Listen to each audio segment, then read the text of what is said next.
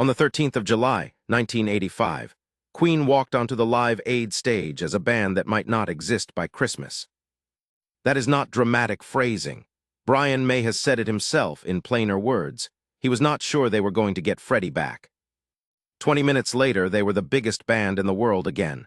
Live Aid did not just make Queen famous, it stopped them from ending. To understand how close it came, you have to look at where Queen actually were in the first half of that year. They had spent most of 1984 on the Works tour. It was long, it was heavy, and by the end of it, the four of them had been in each other's company almost continuously for 13 years. Bands do not usually admit to this part, but by 1985, Queen were, by several accounts, thoroughly tired of being in a room together. Then Freddie made a solo album.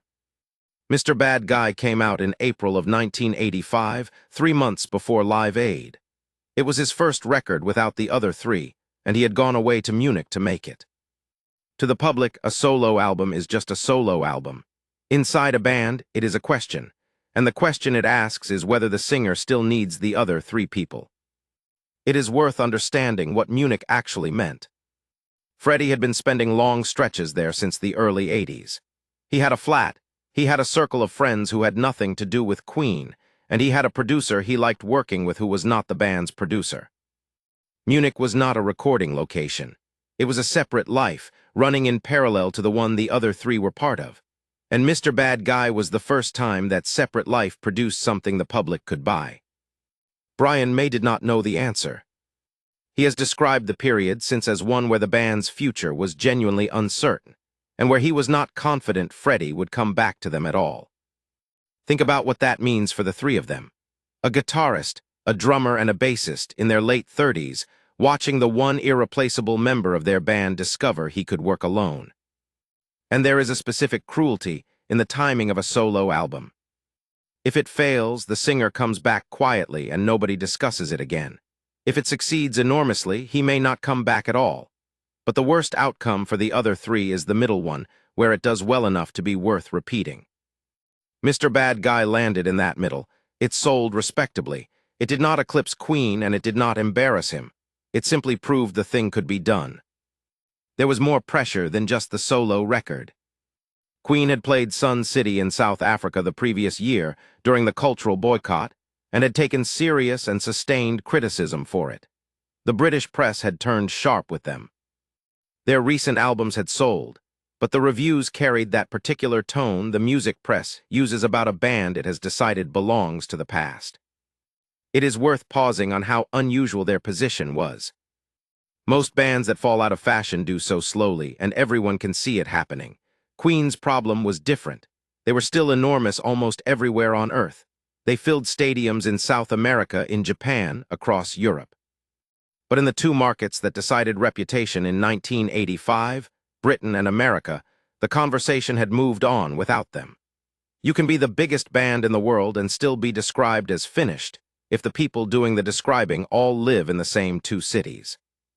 So by the summer of 1985, Queen were not a band riding high who happened to get invited to a charity concert. They were four men who had not worked together in months, whose singer had just proved he did not strictly need them, who were being written about in the past tense, and who had no clear plan for what came next. Live Aid was, without anyone saying so out loud, a test of whether there was still a band there at all. We have covered elsewhere what they did with the 20 minutes, 3 days of rehearsal at the Shaw Theatre, 6 songs cut down to only their strongest parts, an engineer sent ahead to understand a sound system nobody else had bothered to study. What matters here is what happened when they walked off. Because the reaction backstage was not polite applause. It was other musicians realizing, in real time, what had just been done to them. There is something worth noticing about how a room full of musicians reacts to that. Everybody on that bill had walked in with the same private hope. 20 minutes, the largest audience in the history of broadcasting, and a chance to remind the world what you are.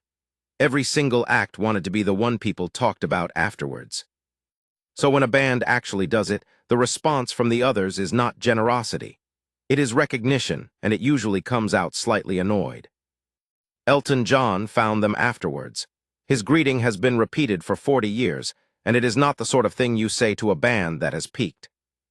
"You bastards," he told them, "you stole the show." Sting, who had performed earlier that day, went and found Brian May specifically to tell him that of everything he had seen, he had liked Queen best of all. Understand who is speaking here.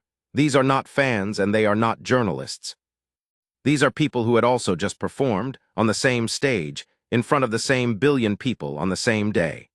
They knew exactly how hard that was because they had just tried it themselves. The most credible review of any performance is the reaction of the people who were competing with it. There is a detail about the running order that makes this sharper. Queen did not close Live Aid. They were not the final act. They were not the emotional climax the day had been built toward. They went on in the early evening, in the middle of a bill that still had hours left to run. Everything that came after them had the advantage of a warmer crowd, a later slot, and the knowledge of what had just happened. It did not help. 40 years later, the act most people remember from that day is the one that played while it was still light out. The public reaction was measurable within days.